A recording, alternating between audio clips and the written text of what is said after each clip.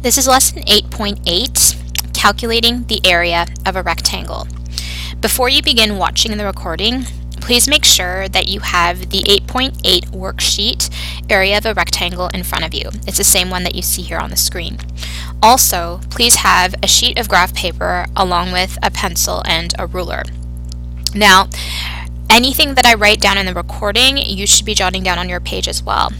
Remember, at any point, if you need to stop the recording or pause it to catch up, please feel free to do so. Okay, so please make sure that you have your date at the top of your page. Today is March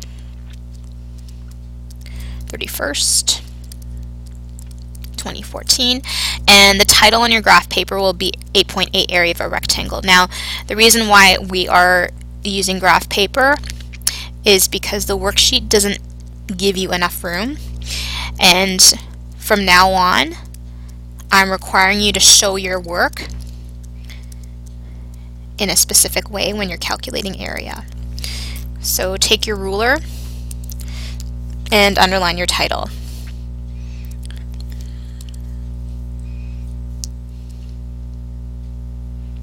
Okay, so now if you look at the goal on the worksheet here, the goal is to develop and use a rule to calculate the area of a rectangle. Now, in the previous lesson, we talked about how you calculate the area of a rectangle. You know that if you are given one dimension of, like, say for example, length, and you're given the other dimension width, then all you need to do is multiply those two dimensions for rectangles.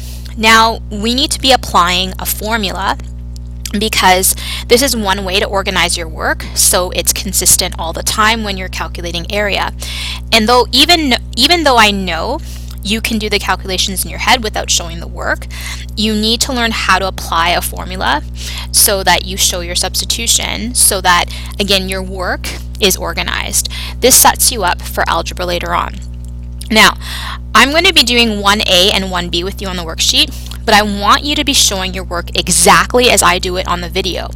From now on, when you're showing the calculations for area of a rectangle, you need to be showing it this way.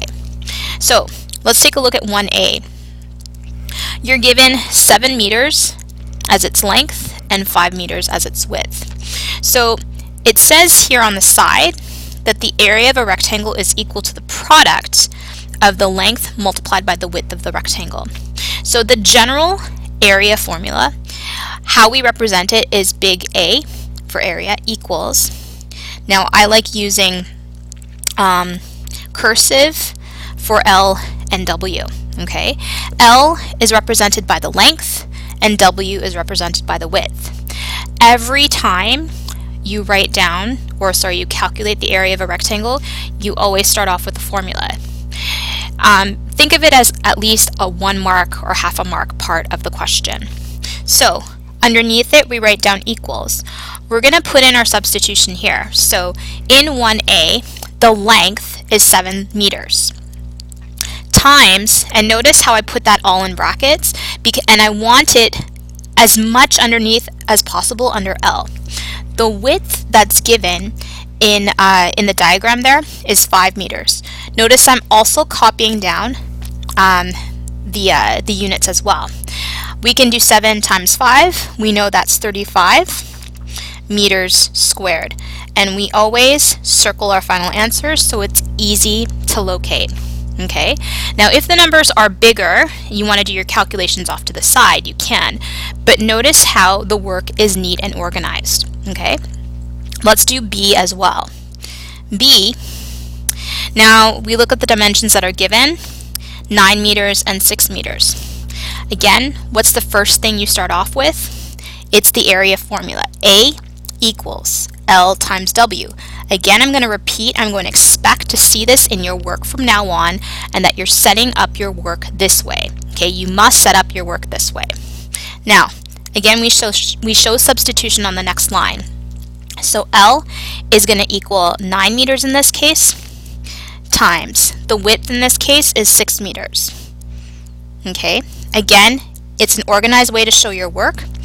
The substitution, 9 times 6 is 54 square meters. And again, we circle our final answer like that. Okay? Now, for the rest of this worksheet, please go ahead and do C and D, as well as number 2 and number 3. For all the questions from now on dealing with area of a rectangle, you must show your substitution and your formula. So I'm just going to block out here in green the area formula and the area formula. You don't have to block it out every time, but I'm just highlighting the importance of always writing down the area formula each time. The next lesson will deal with the perimeter of a rectangle, and that also has a formula too.